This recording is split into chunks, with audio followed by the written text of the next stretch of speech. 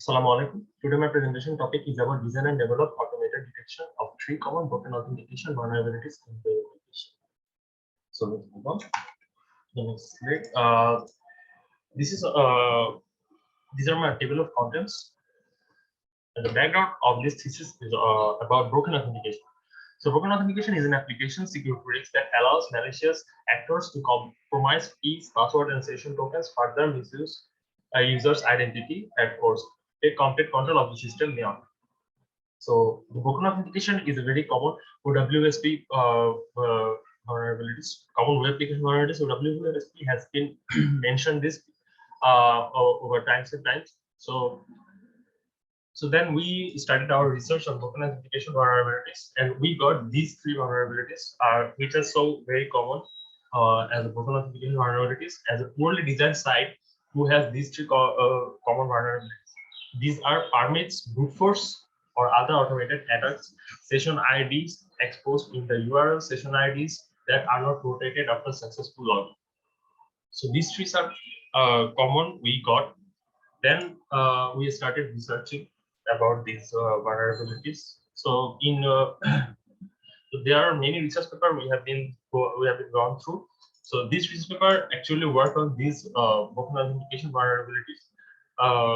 They have this research paper only worked on their prevention, but it didn't show any detection methodology.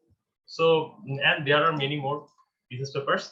Then we the research scope of this is the brute force session ID, reveals in URL, session ID rotation, in login. These three vulnerabilities are still a significant threat to all applications. Timely detection of these vulnerabilities is critical, according to OWSP. So if we can detect this by a black box testing method, then I think it's a great opportunity to make our websites a bit more safe. So I think this is the research scope we got, and the research objective is the reduced chances of broken authentication breaches by detecting brute force, session ID, exposing URL, session ID rotation after successful login, creating a singular framework to detect all three automatically, save time when scanning. The methodology of this research is the user will give us a valid URL, then we will crawl the URL.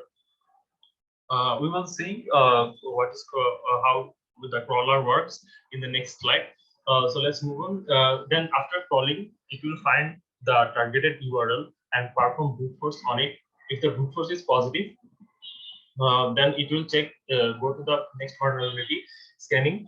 It will check session ID rotated or not after successful login. If that is positive, then it will go to the other scanning, that is check URL exposes session ID or not. In there, if the crawling is not happening, then login URL not found. It will show. If the brute force is true, then it will show the brute force is true and other is false. If the session ID is false, it's not the rotation is vulnerability does not exist, then it will show it is false. So that's how the report here is get generated. So let's we have broke down all the steps.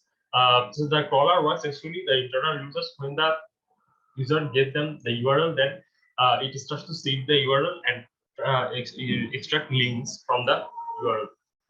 Then it works as HTML parsers, then define a crawled directory and list them. From the URL list, if our condition, the URL list, if we get login page, then it will show us the link, or if you don't get the login page, then the login URL not found. It will show the login URL not found. That's how the crawler works here. Then performing brute force, after we get the login URL, then we will start our attempt. So we have took a various amount of word list, which are actually divided into two columns. First column is the username, second column is the user password. So we have started column by column.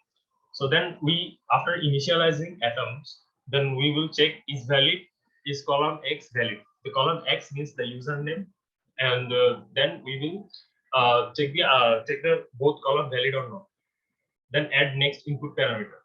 After adding the parameter again and again, trying attempts again and again, we will see any column left or not. If we already performed any valid username and password, then this, the software will automatically log into it. After getting access of the website web application, then it will log in automatically. After login, it will automatically log out and get the session ID before logout. Then it will log in again to get the session ID after login. Then it will compare both. After getting compare both, it will say if the session ID is same, then it will say the session ID rotated, and if the session ID is not same, then it will say the session ID vulnerability it remains. After checking that, it will now check the session ID exposes in the URL. So it is a very simple process to do. The software takes the URL, then find the possible session name in the URL like SID, SNAME. So from there, it actually extracts the session ID then. Then if the session ID is valid, then it says expose the session ID into vulnerable, then in info vulnerable, and then if the session ID is not valid, then it is say not vulnerable. This is our implementation comes from.